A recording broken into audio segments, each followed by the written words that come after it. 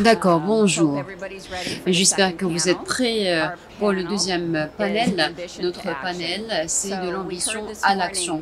Nous avons entendu parler ce matin de points très importants qui portent sur le besoin d'une politique de l'éducation, ce qui se passe dans l'environnement. C'est une raison pour commencer la circularité.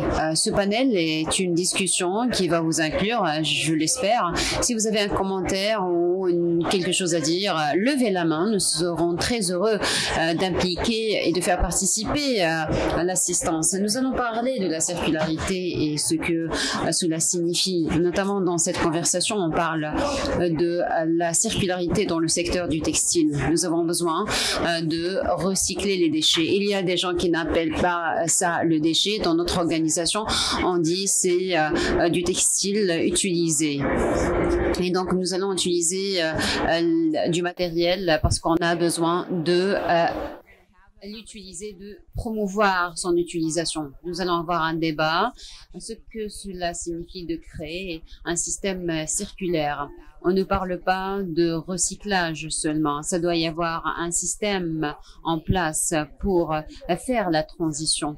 Aujourd'hui, nous avons trois panélistes et je suis très heureuse de les avoir ici. Je vais laisser chacun d'entre eux se présenter et présenter leur société pour voir leur expertise que nous avons dans la salle. Donc, je vous passe le micro. Bonjour. Premièrement, j'aimerais dire que je suis très heureux d'être ici au Maroc dans ce panel. Je suis Abdel Amouche. Je suis le directeur commercial de Helixa. Helixa est une société basée en Suisse. Ils ont des solutions de traçabilité d'ADN. Et beaucoup de gens me connaissent parce que j'ai travaillé pour une autre société danoise plutôt. Je m'appelle Matthijs Kitay, je suis hollandais. Vous pouvez dire Mathieu au lieu de Matthijs. L'organisation pour laquelle je travaille, c'est la Fédération de producteurs de vêtements. Nous avons plusieurs associations. Nous avons l'industrie. Nous sommes l'équivalent d'AMIT et on est connecté à l'AIF, mais nous avons également quelques sociétés qu'on appelle les membres associés. Ce sont des fournisseurs dans l'industrie et les très nouveaux membres. C'est une vraie coïncidence, c'est une coïncidence pure. Hier, c'est votre société et notre partenaire. Je voulais partager ça avec vous. La mission de l'IAF est de rassembler les acteurs dans l'industrie pour les aider, pour stimuler des idées ou une chaîne d'approvisionnement plus intelligente et plus durable. Quand on parle de circularité, nous avons tous ces éléments qui rentrent dans le cercle.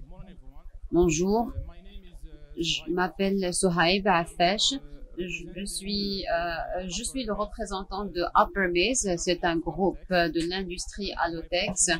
Je occupe la fonction. Je suis le responsable de recyclage à Tanger. Nous produisons des fibres recyclées. Nous avons commencé en 2019. Merci. Très bien. Je crois que ce panel est très bien situé pour parler de ce qui se passe au Maroc et ce qui doit y avoir lieu pour faire des... Je ne me suis pas présentée, je suis Carol McGruder et je suis la représentante d'une organisation à but non lucratif pour accélérer le système circulaire dans le monde entier. Nous allons commencer maintenant avec des questions de base.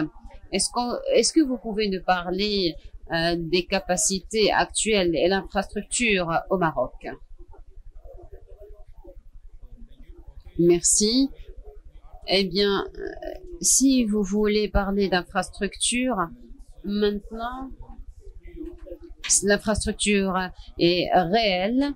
Nous sommes une institution, une usine à Tanger. Nous produisons des fibres recyclées Nous avons produit plus de 6 tonnes de fibres recyclées ou 600 tonnes de fibres recyclées. Nous sommes dans ce processus de recyclage. Nous travaillons seulement pour notre groupe. Nous recyclons tous les déchets en provenance de notre groupe, mais nous travaillons également avec d'autres marques qui sont intéressées par les fibres recyclées. Ce projet fait partie de la circularité. La circularité n'est pas un rêve ou n'est pas quelque chose d'irréel. Ça fonctionne et c'est réaliste. Avec les fibres, nous avons fait quelques progrès et nous avons également de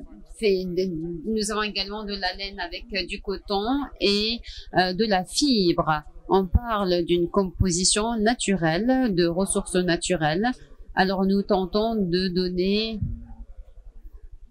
nous essayons de donner une autre valeur aux déchets. Et je suis très fière de travailler sur ce projet et je suis très passionnée par la circularité. J'espère que nous allons faire des progrès dans cette idée de circularité. Très bien, merci.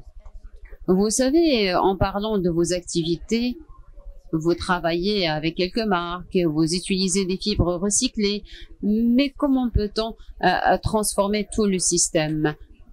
Comment peut-on amener toutes les marques et tout le système à fonctionner avec ce système circulaire pour avoir un soutien durable pour l'infrastructure? C'est une nécessité pour que ça devienne un système entier.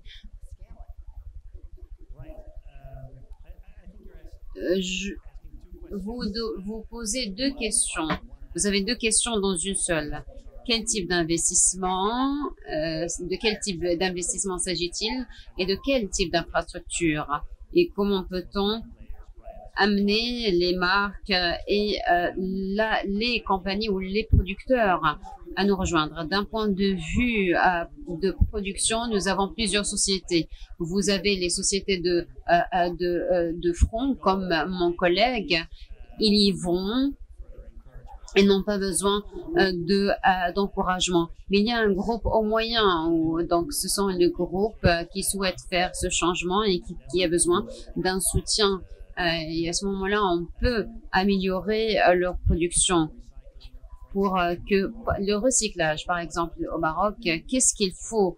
Quel type d'infrastructure nous avons besoin? D'un système de collecte et de recueil que les sociétés à elles seules ne peuvent pas faire. On a parlé du savoir et des connaissances. Et nous avons besoin d'un savoir, d'une éducation pour les producteurs, mais également au profit des acheteurs et des consommateurs. Nous avons besoin d'une infrastructure de sensibilisation. Nous avons parlé d'un système où nous avons plusieurs matières recyclées. Même si vous voulez faire une amélioration, il faut travailler ensemble en tant qu'industrie. C'est la deuxième partie de votre question. C'est de là que je peux répondre à votre question. Comment est-ce que les grands acteurs peuvent apporter leur soutien? Nous avons l'engagement et la clarté, ou la transparence. Ce sont les deux parties les plus importantes.